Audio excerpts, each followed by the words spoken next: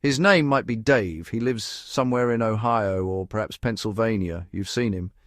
He's the bloke in the high-vis jacket leaving for the factory before the sun is up, his hands stained with the grease and honesty of a hard day's work. For years, he felt completely invisible. The politicians in their tailored suits, sipping expensive coffee in Washington, D.C., spoke a language he didn't understand, about global initiatives and abstract economic theories that never seemed to put food on his table or secure his children's future. He watched as the factory down the road was shuttered, its jobs shipped overseas to a place he couldn't find on a map. No one spoke for Dave.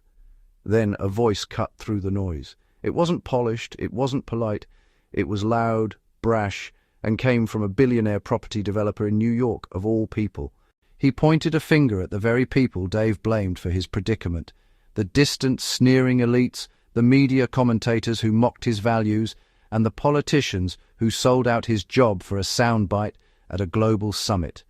Trump's message was brutally simple. You have been forgotten, you have been betrayed, and I am here to fight for you. This wasn't just a campaign, it was a crusade for the forgotten man and woman. The contrast was as stark as night and day.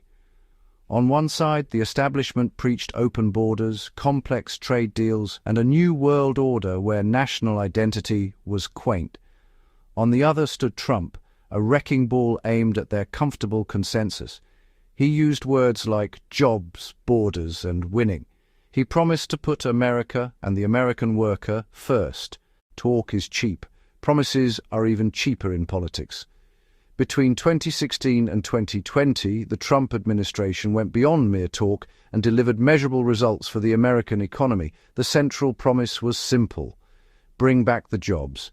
The method was straightforward. Cut the red tape strangling businesses and slash the taxes, punishing success.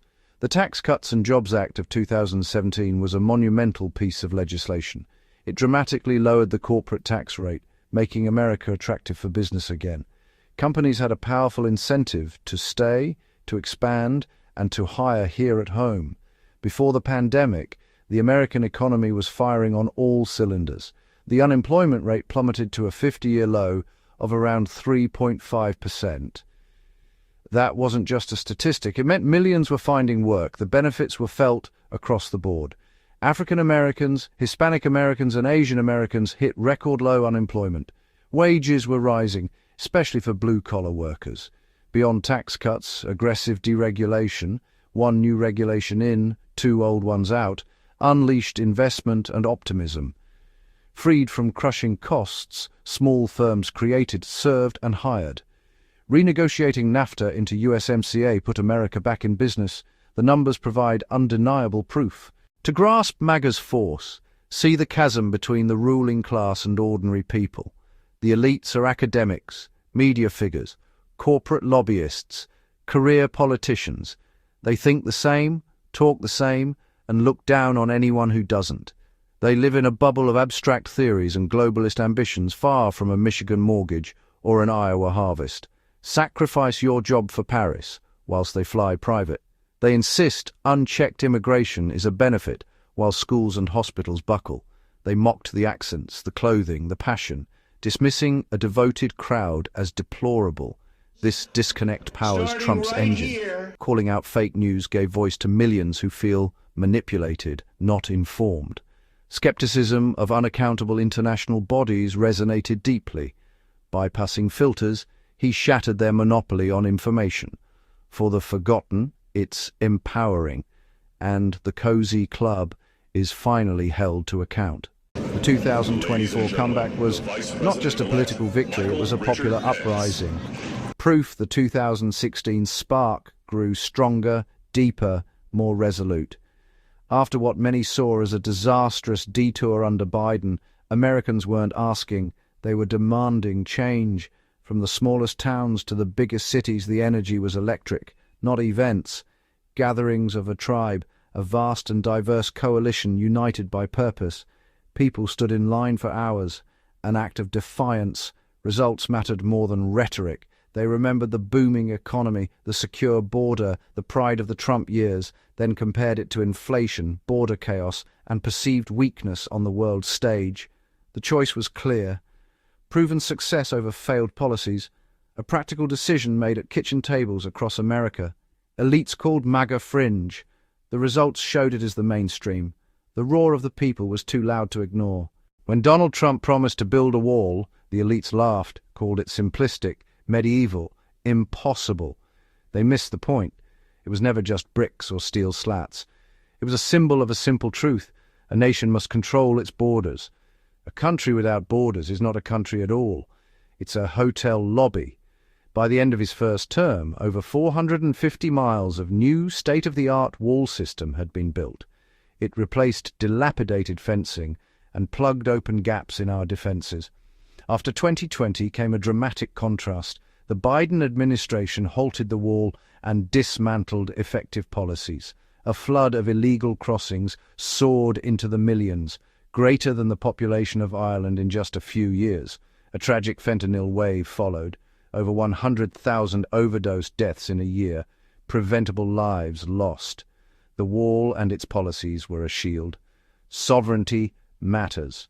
Against cartels and traffickers, it remains vital national security. Building a wall was only one part of the solution. A raft of tough, intelligent policies ended incentives for illegal immigration, creating a fortress America to keep chaos out. Most effective, migrant protection protocols. Remain in Mexico. It ended catch and release, requiring asylum seekers to wait in Mexico while U.S. courts processed claims. Illegal crossings fell as a long-abused loophole slammed shut. Another pillar, unapologetic mass deportations. A nation of laws must enforce them, not cruelty, fairness to those who followed the rules, respect for law, with real consequences for breaking it.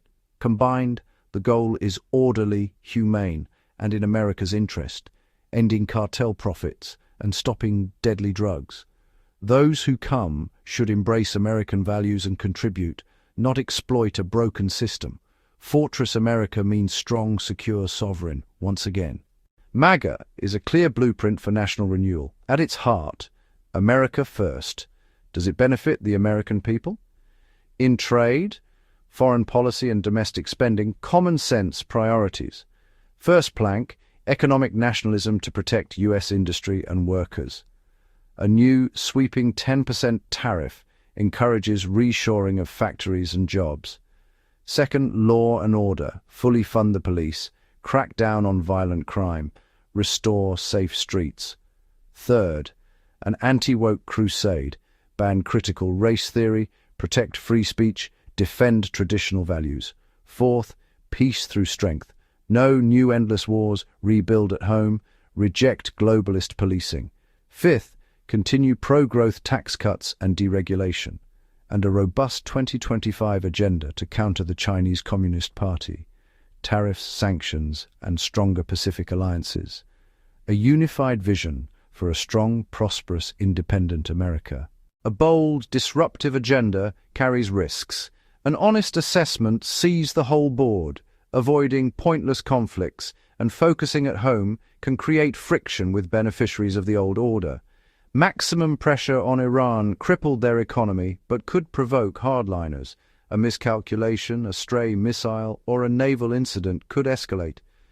A tougher line on Venezuela risks instability. Blockades or direct moves can spark unpredictable regional reactions. Deterrence works best with prudence.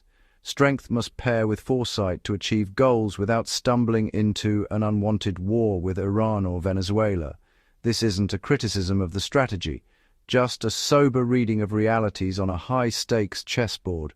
Project power wisely, deter aggression, and keep America at peace through strength. In the end, this story comes back to Dave, the man in the high-vis jacket. It comes back to the truck driver, the small business owner, the farmer, and the stay-at-home mum. In a republic, power doesn't belong to pundits, lobbyists, or unelected global bureaucrats. The power belongs to the people. From 2016 to the powerful 2024 comeback, a seismic transfer of power back to its rightful owners. For too long it was a one-way street. Elites dictated, the people obeyed. Trump smashed that consensus. He gave people not just a voice, but permission to use it. Their concerns were valid, their patriotism noble, their country worth fighting for. The blueprint is laid: booming economy, secure borders, strength without endless wars, common sense over ideology, results over rhetoric. The people have looked at the evidence, weighed the results, and chosen a direction, not for one man, but for a movement.